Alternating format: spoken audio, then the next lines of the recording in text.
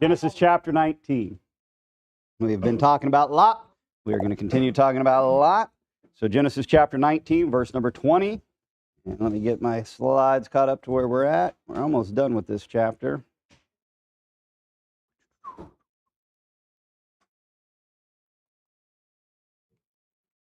All right.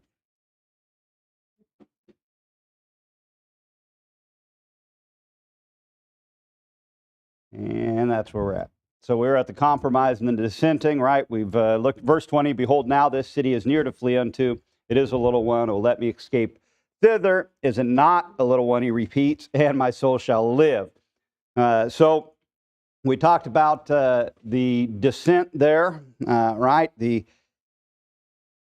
Basically his distrust of God in his dissenting, right? Lot's basically said, God's a liar. He can't take care of me there, right? And so he says, let me go to Zoar, right? If I go to the mountain, I'm going to be overtaken on my way to the mountain. Probably I'll die. So, God, I get that God's saving me from this situation, but he's not going to save me to that situation, right? So let me go to Zoar instead, right? What Lot's really asking for is, look, I understand God's getting me out of a big sin. Let me go over there to the little one, right? That should be cool with God. And that's really what he's saying, right? So that's where we're at, right? The compromise and the sinning. But Lot wants to compromise, right, as to where he's allowed to go. He doesn't want to go where the angels told him to. So instead of going to the mountain, right, he says, let me go to Zoar. And that Zoar is going back to chapter 14, right, when we talked about Lot being taken captive by Chedorlaomer. That's what Zoar is. Zoar is one of the 5 cities that Chedorlaomer took captive, and Lot was a part of that when he was in Sodom. Then, of course, Abraham, right, comes riding in on his shiny white horse, right, and saves Lot and takes him, brings him back, and that's the situation, right? So basically what Lot's saying is, let me move from the center of my sin to the outskirts of my sin. That's really what he's saying, right? Which is pretty well reflective of us, isn't it, right? I get it, God. I'll get out of doing it. I'll stop doing it all the time. I'll just do it from time to time, right? That's kind of the way that Lot's dealing with it, right? So Lot's prayer, right, here is literally the exact reverse, right, of Christ's prayer in the garden. Christ prays in the garden, right, not my will but thine be done. Lot's prayer is literally the reverse, right? Not thy will but mine be done. Right? Listen, God, I don't want to die with everybody else in Sodom and Gomorrah, but I also don't want to go live for you on the mountain. Right? So let me go over here to Zoar. And that's most often, right, that's our prayer too.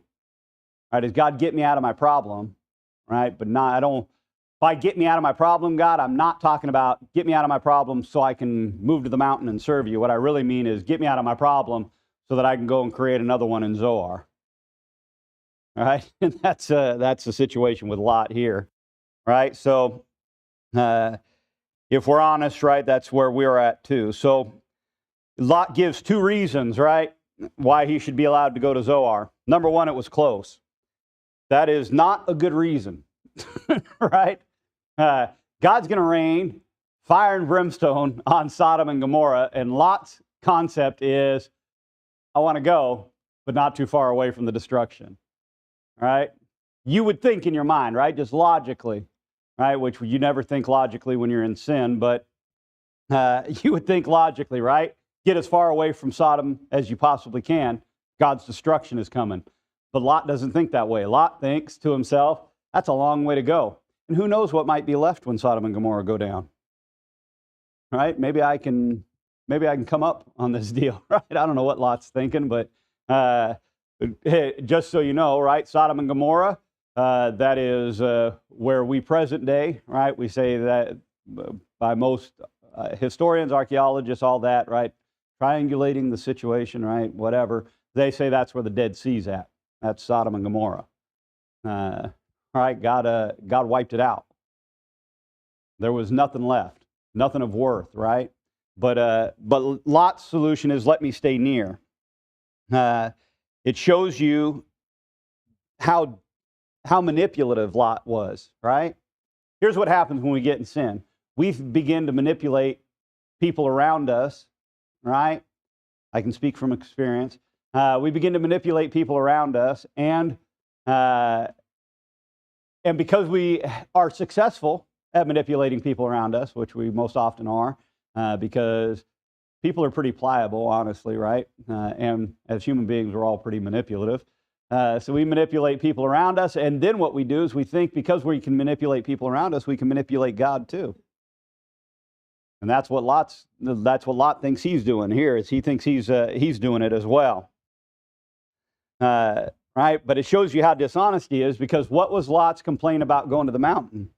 Lot's complaint about going to the mountain is, if I go all the way to the mountain, some evil will overtake me on my way. But let me stay close to the absolute, complete destruction of Sodom.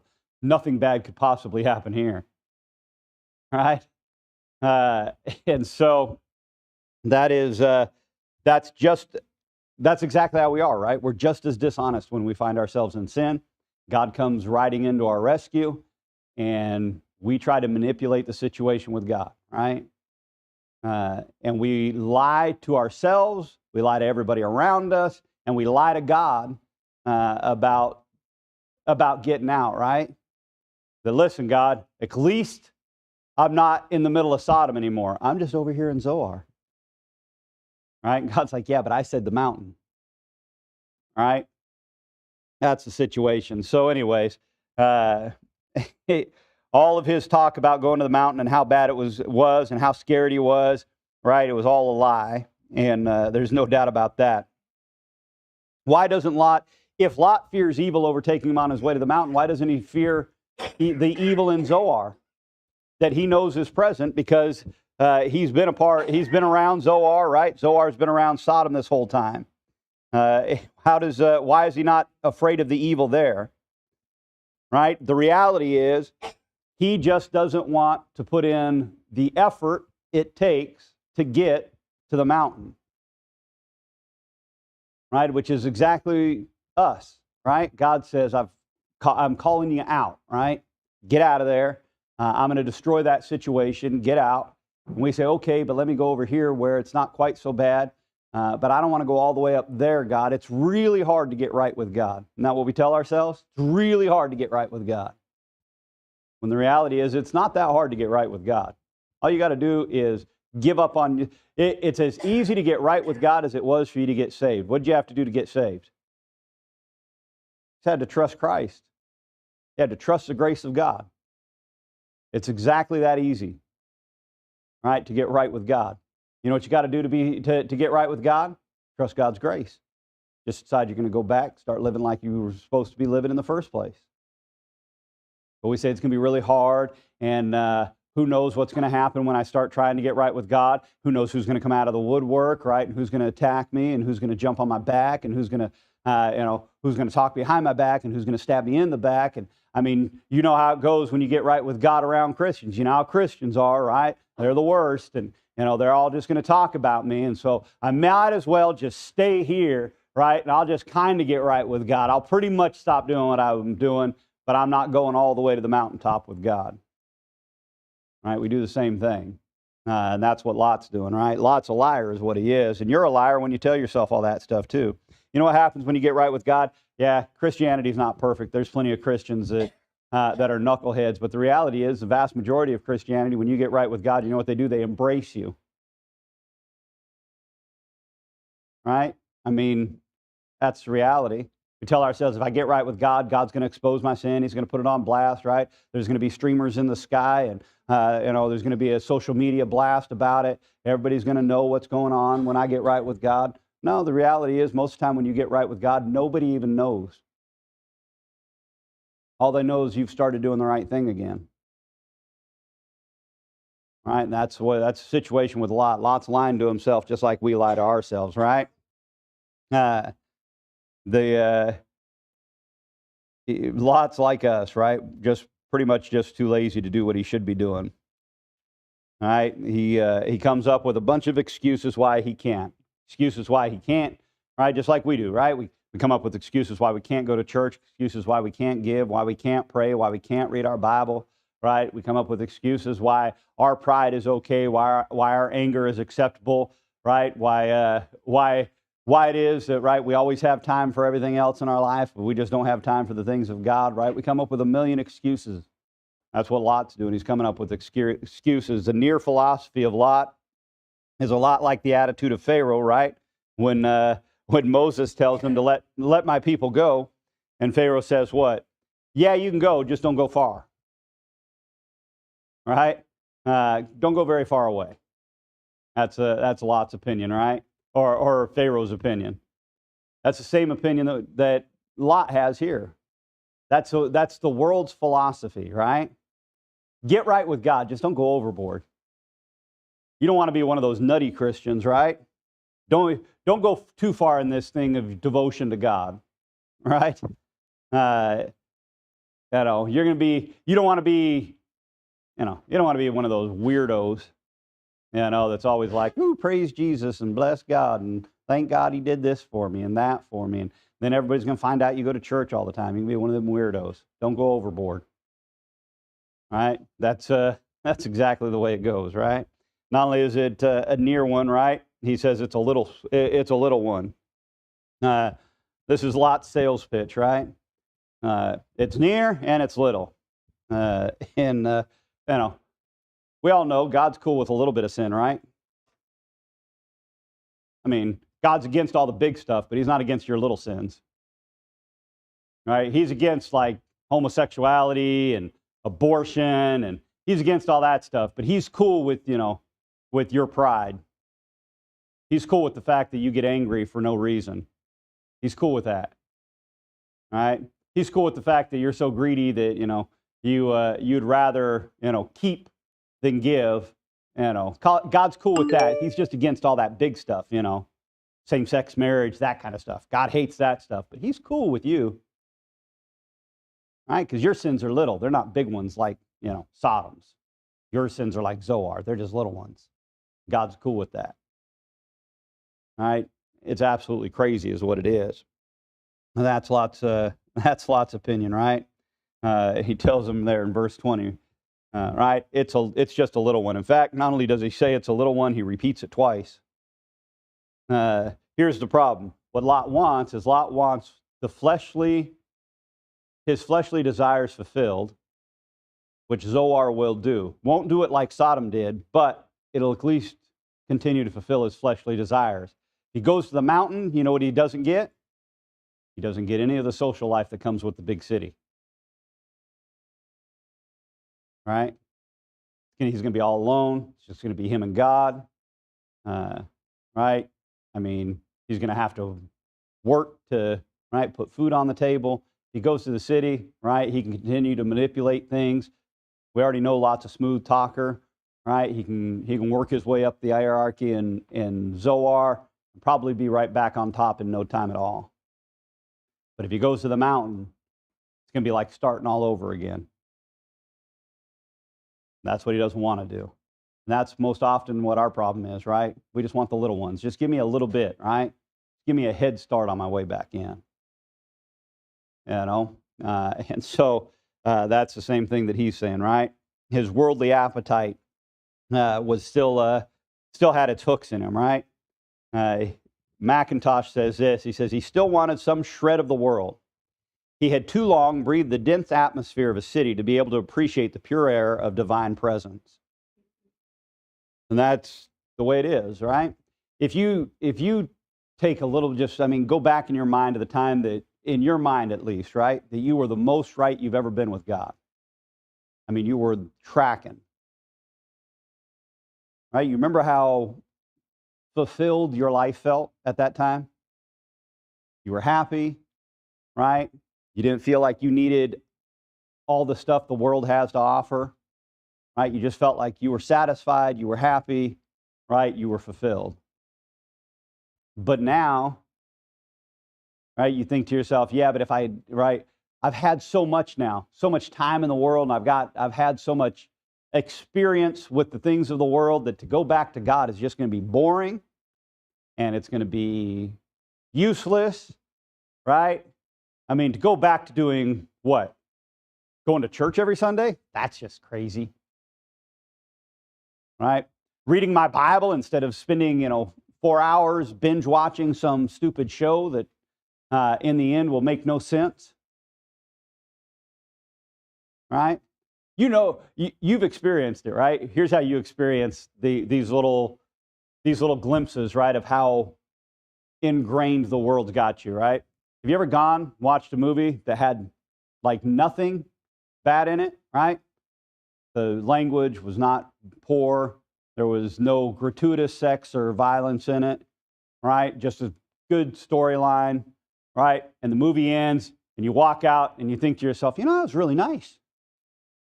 I mean, didn't feel like I had to be on guard or anything else. I mean, that was not bad, right? And you're like, wow. But then you see the advertisement for the next big flick, right? And you're like, oh, I got to see that, right? And you know that, right, they're going to push an agenda on you, whatever it's going to be, right? They always like sneak it in there, a little bit. I'm surprised usually when they are not real blatant about it. When it's just a passing scene and they just kind of move on, I'm like, oh, wow, that was pretty good for Disney. Right? They didn't make the whole character that way. That's pretty spectacular, right? I mean, that's how ingrained, right, the world gets in us and how we start missing it, right? Like I remember when I used to be able to go and watch this or go and do that or go and see this, and right? How boring to go out for a whole night without drinking. Like, it's just boring. I mean, I want to have a good time, man, right? Remember, when I go out and I drink, I feel so much more relaxed, right? I mean, that's how the world gets its hooks in us, right? And that's the way we start thinking, just a little bit here, a little bit there, right? Lot's basically trading his big sin for his little ones, right? Just the little sins. The little sins don't hurt too much. The reality is big hurt and big sins always start as little ones. Basically, instead of Lot cleaning the slate, Lot's saying, let's just reset. All right? I'm not looking for revival.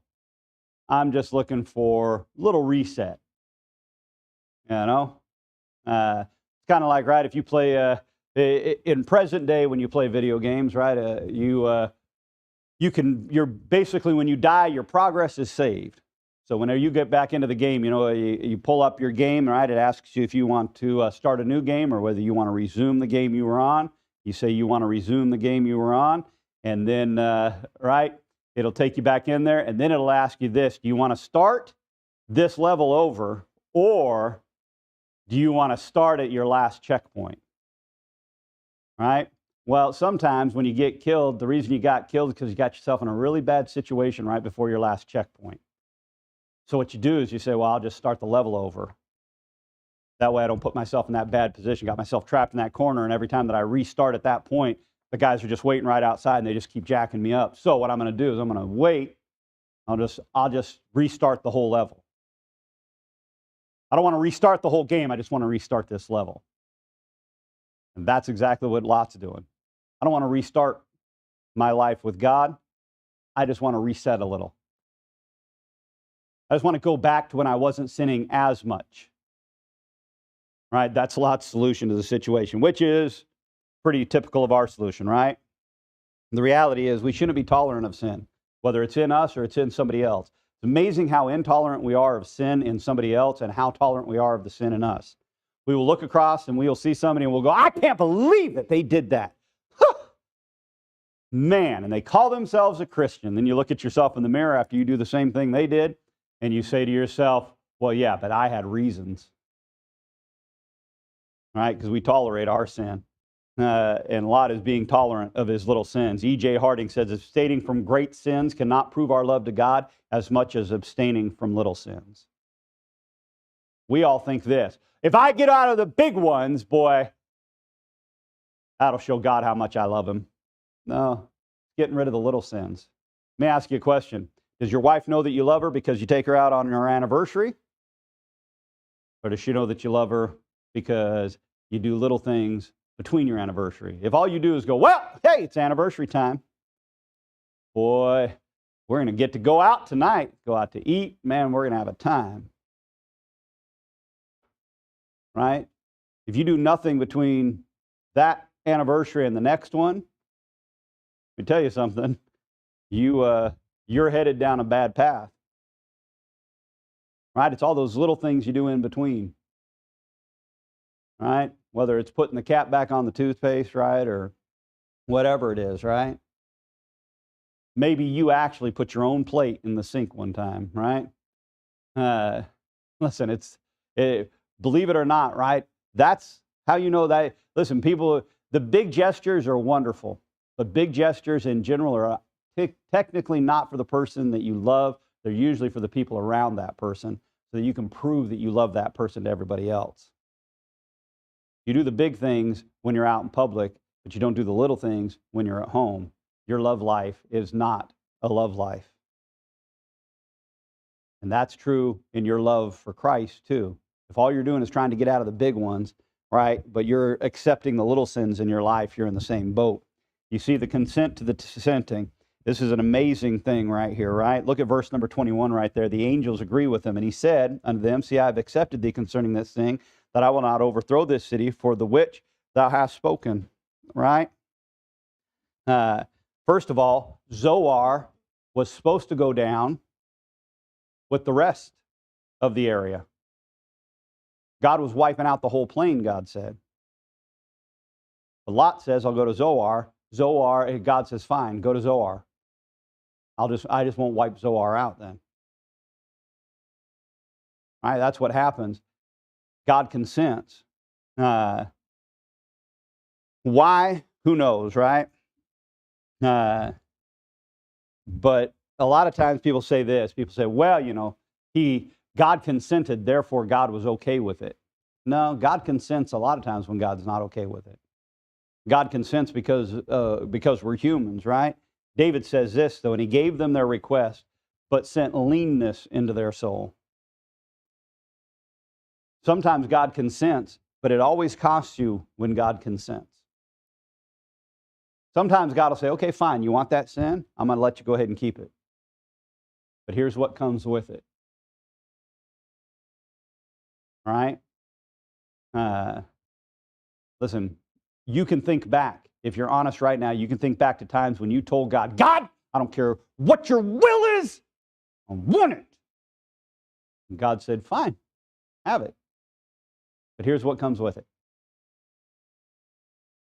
And then you started having to pay for it, and you said, what?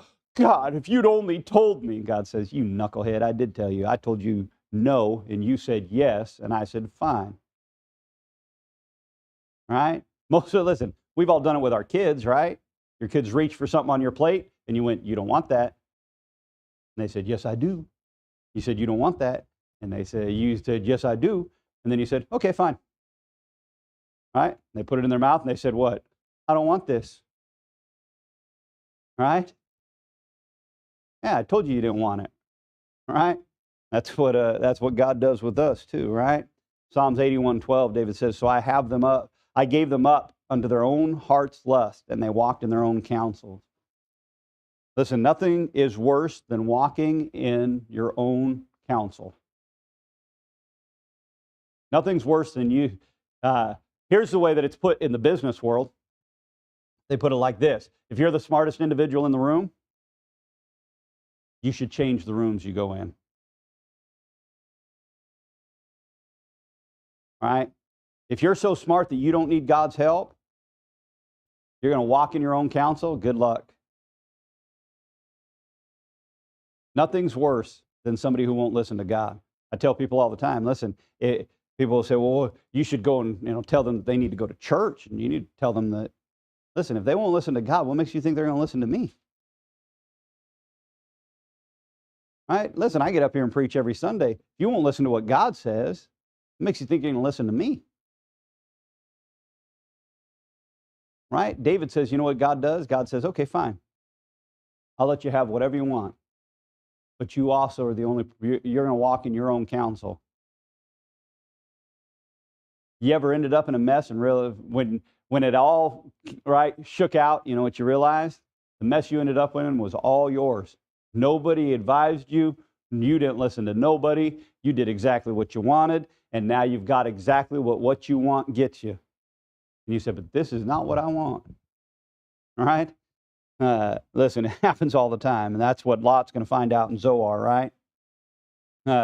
You look down in verse number 30 there, he says, and Lot went up out of Zoar and dwelt in the mountain, and his 2 daughters with him, for he feared to dwell in Zoar, and he dwelt in a cave, he and his 2 daughters. You know what happens? Lot goes to Zoar, and then you know what Lot realizes? I don't want to be in Zoar. Right? I'm scared to death of being in Zoar. You got to think about it, right? You move to Zoar, you're Lot. Everybody knows who you are in the area, right? Lot sat in the gates of the city in Sodom, so people came to Sodom. Sodom was a big city in the area. Everybody came to Sodom. Everybody knew who Lot was for the most part, right? It would seem at least. You show up in Zoar and say, well, hey, I'm just relocating from Sodom. The day that you relocate from Sodom, Sodom's wiped out with fire and brimstone. That seems odd, right? Be a little like moving out of a high rise, right? Say, I got to move out. I got to move out today. Today I got to leave. I got to have a place to stay today. And so you move out, right? The high rise, and the next day, and that afternoon, man, the whole thing comes down. Who do you think the police are going to show up at whose door? Pretty good chance they're going to have some questions for you, right? If you move to Zoar in that situation, what do you think the questions in Zoar were? What are you doing here, Lot? What's going on? You know where Lot ends up eventually? Exactly where God told him to go in the first place. But he ends up there disobedient instead of obedient. Just like we do, right? You ever ended up exactly where God told you were going to go anyways? You're just mad about it because you're rebellious? So you're sitting there pouting on the top of the mountain. I don't care what you say, God. I don't like it up here. It's not where I wanted to be. I'm here. I'm here because this is the only place I could go, but I'm not happy about being here. And I'm not going to be happy about being here, and it doesn't matter what you do, God. Right? That's the situation we find ourselves in, right? Lot's compromising. Just like all compromising, right? Ended up not being satisfying. In fact, it was so dissatisfying that the mountain looked good. Right? The scary mountain where evil was going to overtake him started looking real good to Lot. Right? Just like when we compromise what we believe, we compromise who we are in Christ, and it's not satisfying. You know what's one of the worst things about being a Christian and being backslidden is you're not happy being backslidden, but you're also not happy being right with God because you're backslidden. So you just sit there miserable. You make everybody around you miserable. Your whole life's miserable because you're not happy. Right? Pastor Johnson used to tell me all the time, you go to the bar, right? Biggest drinker in the room, be a Christian. Guy with the worst mouth in the whole room, telling the dirtiest jokes, he'll be a Christian. He'll be backslid, but he'll be a Christian. He's trying to prove to everybody how wicked he can be, just how unchristian he really is. All right? He's miserable. He's going to be miserable. All right? Listen, that's how we get when we try to compromise. We think we can fit in with the world. You know what you end up? You end up miserable. You end up miserable because you can't compromise because the world will take it too far, but you're not happy with being what you're supposed to be in Christ because, well, that's just too holy and righteous and pious. Right? It's a bad spot to be. Lot's little detour, though, cost him his wife, right? Which produces a situation in which his daughters commit incest with him. Because he just wanted, it's a near one, and it's little. Isn't it a little one? Right? Lot's little detour, God comes in, rides into Sodom on a white horse to pull Lot out, and Lot complains about it, drags his feet, finally says, just let me go to Zoar, right? All of that happens, and Lot ends up losing his wife, basically losing his 2 daughters. He lost everything. Lot lost everything. You know why? Because Sodom had its hooks in Lot. The scripture in the New Testament, right? It's put what? Lot vexed his righteous soul. That's what happens, right? And that's the situation he ends up in, right? It's the same situation we end up in when we're stubborn, right? And we're rebellious and we're disobedient to God. You know what you lose? Everything. You can't have good relationships with people in the world because they don't like that you have some Christian views, right? That you're just not willing to throw the towel in on. But you also feel like you don't have friends in the church because, well, or in Christianity, however you want to put that, right? But you feel like you don't have friends that are Christians because, well, they're not cool with the way you're living for the world. And so you know what you lose? Everything. What you lose. You lose it every time, too, by the way. We're going to cut off right there. We'll pick up the chiding in the descent next week. So we will start with verse number 22 there next week. So, and you got about 15 minutes, and we'll be back in for